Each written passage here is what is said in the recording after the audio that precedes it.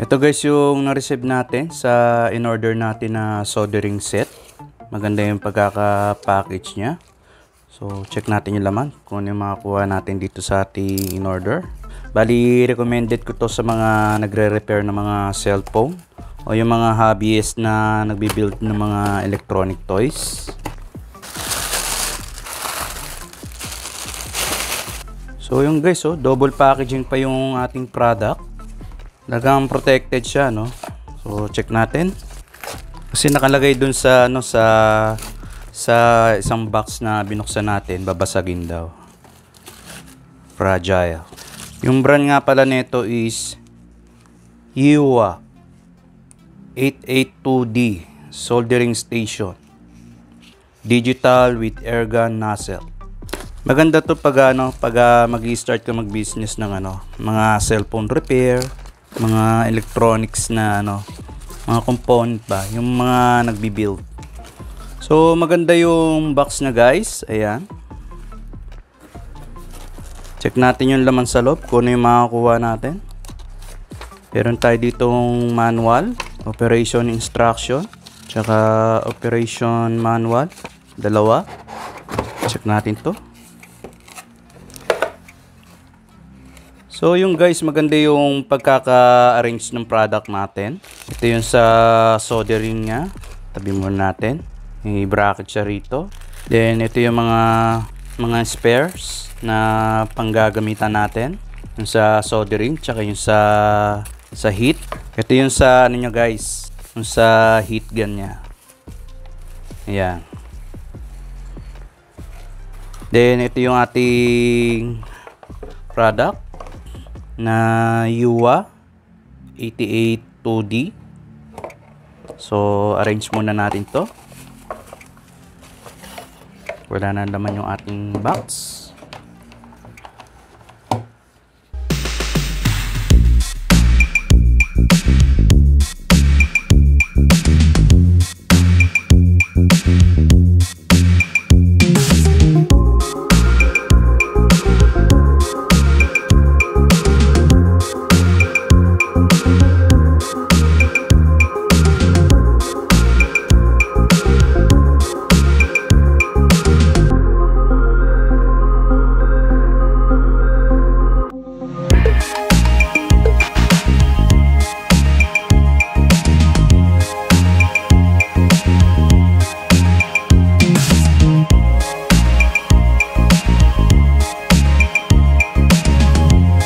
So guys, ito lahat yung nakuha natin sa box, yung ating Yuwa 882D.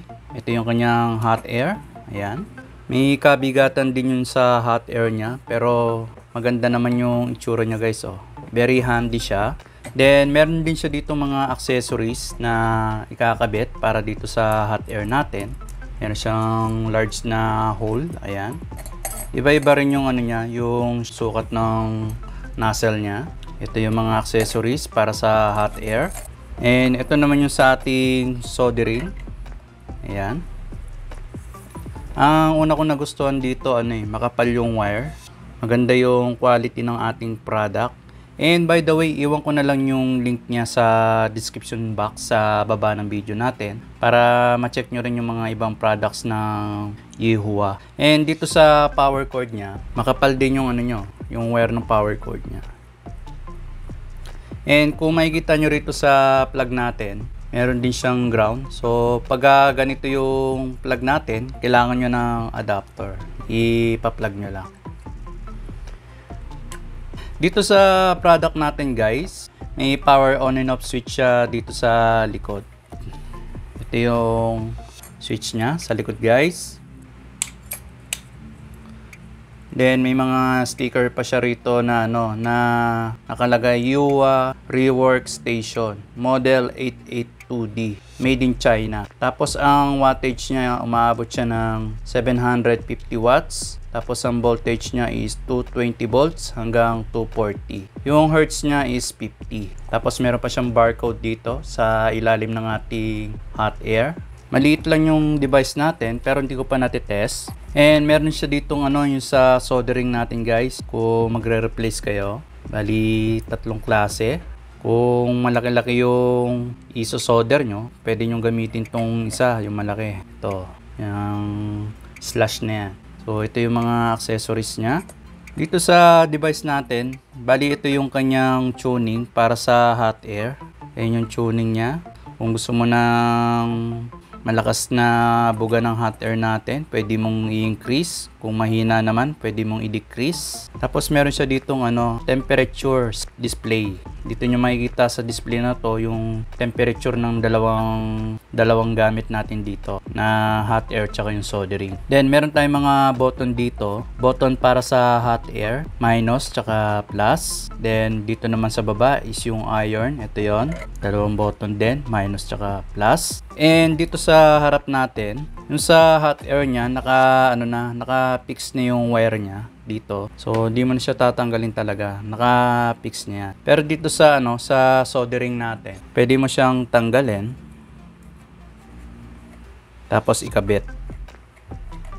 Pakita ko lang muna sa inyo guys na nare-remove yan. Ayan. Ito yung sa soldering natin. Tapos yung pin ng soldering natin guys, susundan nyo lang yung yung pattern nito bago nyo i-plug dito para hindi mabungi yung pin natin. Kung ang shape ng pattern nya is nandito yung dalawa sa gilid, susundan nyo lang.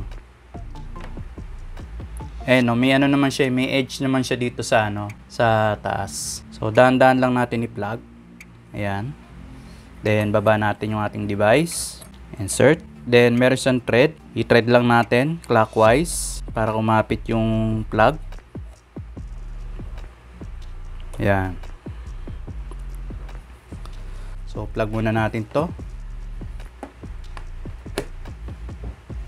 Then switch na natin. On na natin yung switch dito sa likod.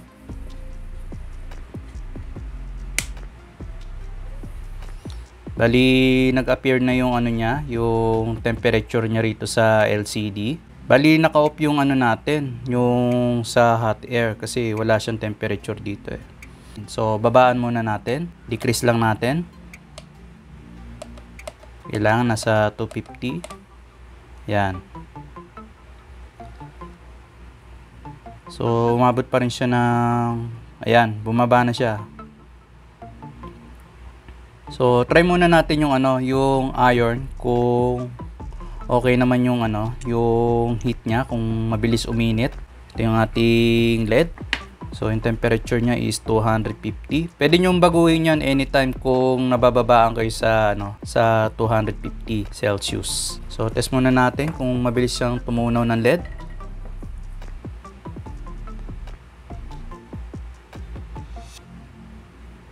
Ayun guys.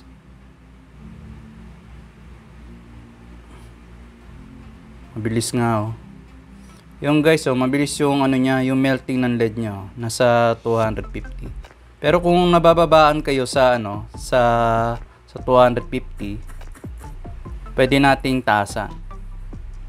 Pwede nating gawing 300.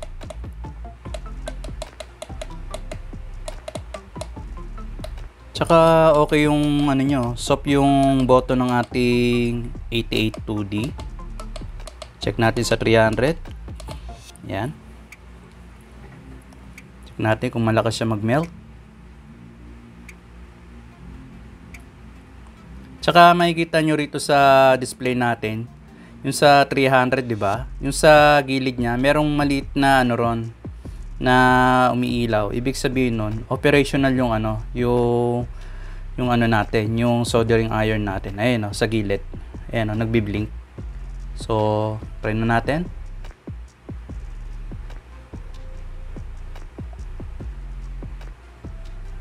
Ayan guys, ayos na ayos, working yung ating soldering iron. So, kung di naman natin siya gagamitin, makikita nyo yung yung nagbi-blink sa gilid. Ibig sabihin yan, operational yung natin, yung soldering iron. So, pag i-off natin siya guys, both lang, yung minus tsaka yung plus, press lang natin. Sabay lang. Ayan, off na siya.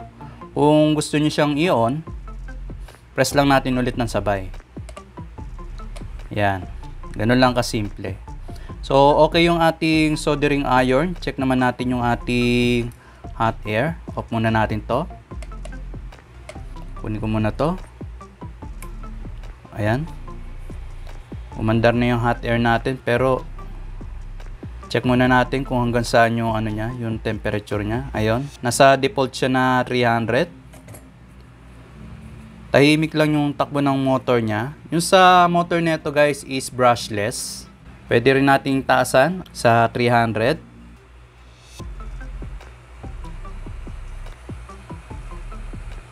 Ayan guys, oh, working yung fan niya. Oh. Mainit. Working siya guys. Taasan pa natin. Ayan. Narinig nyo? Yun yung takbo ng kanyang fan. Off na natin. Baba na natin yung takbo ng fan. Pwede nyo rin baguhin yung ano, yung ano niya, yung temperature niya. Pwede nyo gawing 250. Ayan. Pag kinuha nyo siya dito sa base ng ano, ng hot air, kusa na lang siyang mag-ooperate o kusa siyang magpa-power. Pero pag hindi mo siya ginamit, ilalapag mo lang siya.